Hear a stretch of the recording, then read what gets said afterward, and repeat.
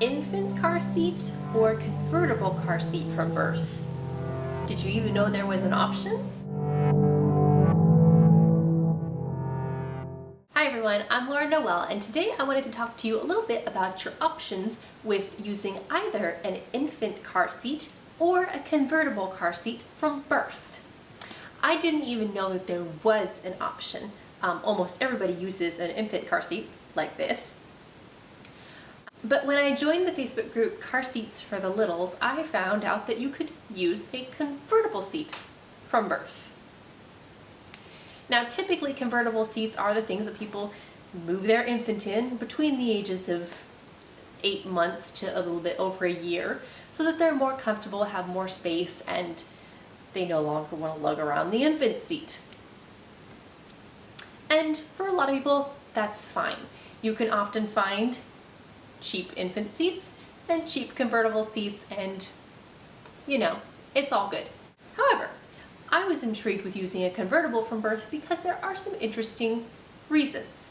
For instance, it could save you money just skipping the infant car seat. If you were going to buy one that costs like $150, $200, and then you were going to go buy a convertible that costs about $200, it can really add up to buy both, whereas you could just have the convertible. Now, not all convertibles fit from birth, so you do have to be very picky and find the right one. With the same thing in mind, not all infant car seats fit from birth. In fact, many of them don't fit babies properly until they're 8 to 10 pounds. Definitely not birth. With our family, I was always going to do convertible from birth once I figured out that was an option. And I wanted to do one of the all-in-one seats, like the Graco Forever or the Graco Milestone. The problem, those are expensive seats, $250 to $300 a piece.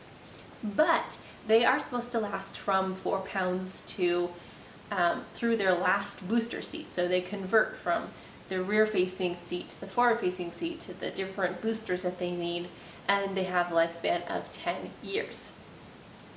The one caveat to that is that by the time that 10 years has passed, they still might need that last booster seat, so you still might have to buy another booster seat. That was the way we were going to go, but I started thinking about it and I thought, well, why would somebody want an infant seat? Okay, convenience, yes, you can just click it out, move it from car to car. You only need a base in each car. You can take it in the house if it's raining or weather, going to the doctor's office. If you're using a convertible from birth, I was like, oh, I'm just going to baby wear, so I don't really need to take the seat everywhere with me, and I probably still won't take the seat with me very often. But what if there's a place where you can't baby wear? I go to the doctor and I need an exam, and where am I going to put the baby? Situations like that. Of course, there's always maybe helpful people who could go with you or hold baby or babysitter or all of that stuff. It can be worked around for sure. But there's definitely a convenience to having the infant seat.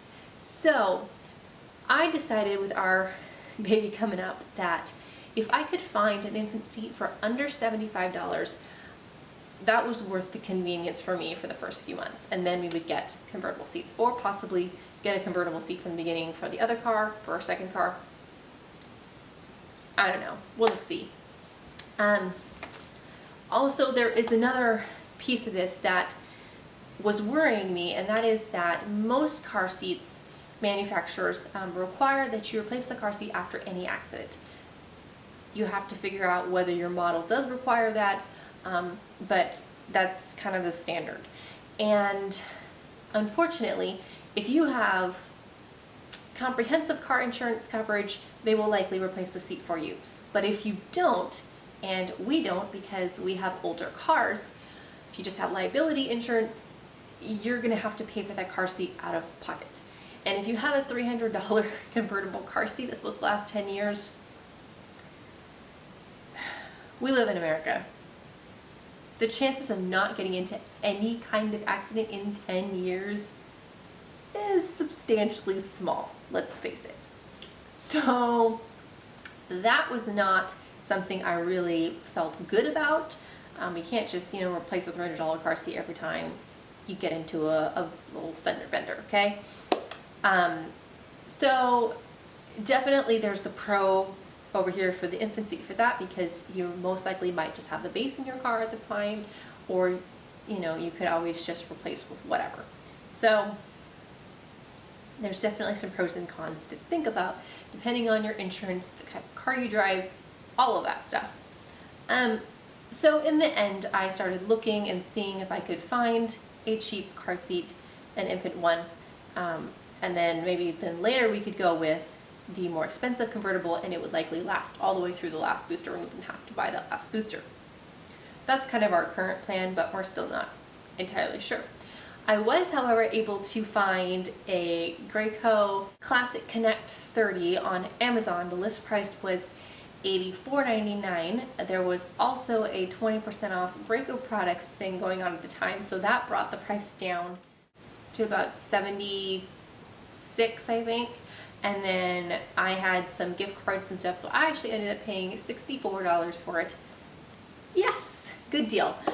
So I'm really excited about that, and then just to get another base is like 40 bucks, and I'd probably just use more gift cards and points for that anyway. So I did decide to go with that route, just because it, like I said, the price was okay with me for the convenience. And you know, ultimately there is no right or wrong decision which way you go. It's whatever fits you and your family, your budget, your lifestyle, your car, all of that stuff has to go into play.